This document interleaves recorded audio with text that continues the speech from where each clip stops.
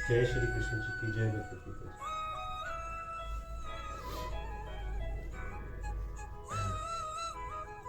यः लब्ध्वा चापरां मन्यते नास्तिक तत् यस्मिंश्चित्तो न दुःखेन गुरुरपि विचार्यते।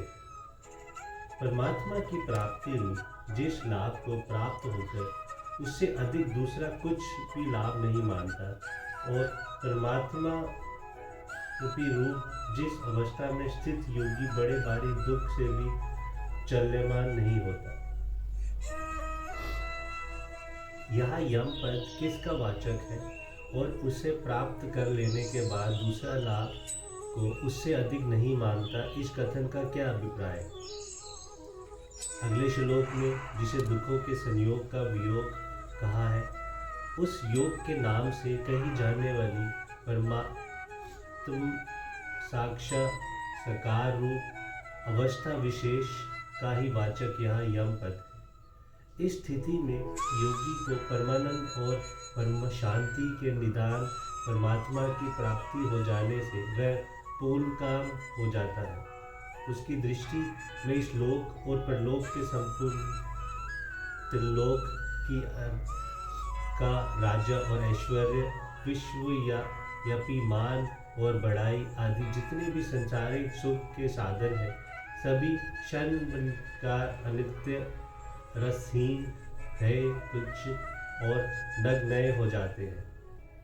अंत में संसार की किसी भी वस्तु को प्राप्त करने योग्य ही नहीं मानता, फिर अधिक मानने की गुंजाइश ही कहाँ है? बड़े भारी दुख से भी चल्यमान नहीं होता, इसका क्या भाव है? परमात्मा को प्राप्त योग्य को जैसे बड़े से बड़े भोग और ऐश्वर्य रसहीन एवं तुच्छ प्रतीत होते हैं, और जैसे वह उनकी प्राप्ति इच्छा नहीं करता तथा ना प्राप्त होना या नष्ट हो जाने पर लापरवाह रहता है, अपनी स्थिति से जरा भी विचलित नहीं होता, उसी प्रकार महान दुखों की प्राप्ति से भी अविचलित रहता है। यहाँ सुखेन के साथ गुरु विशेषण देकर तथा अपि का प्रयोग करके भगवान ने ये बात दिखलाया है कि साधारण दुखों की तो कोई बात ही नहीं, उन्हें तो धैर्यवान और तितिक्षु पुरुष भी सहन कर सकता है। इस स्थिति को प्राप्त योगी को अत्यंत भयानक और असहनीय दुखों में भी अपनी स्थिति पर स्वतः अटल और अचल रहता है।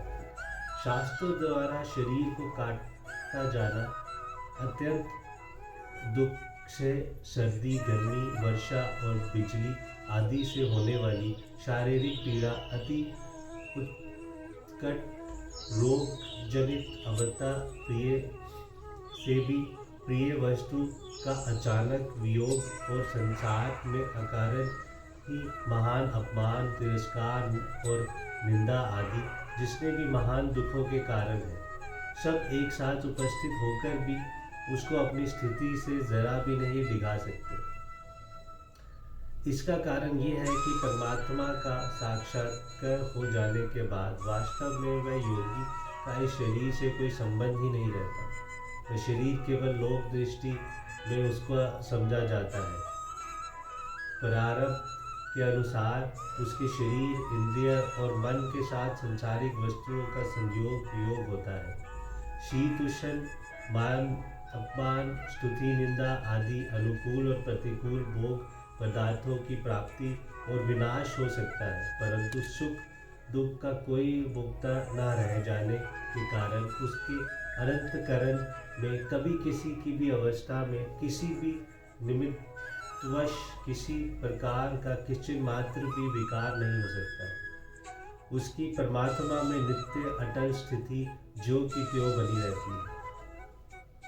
जय श्री कृष्ण जी की।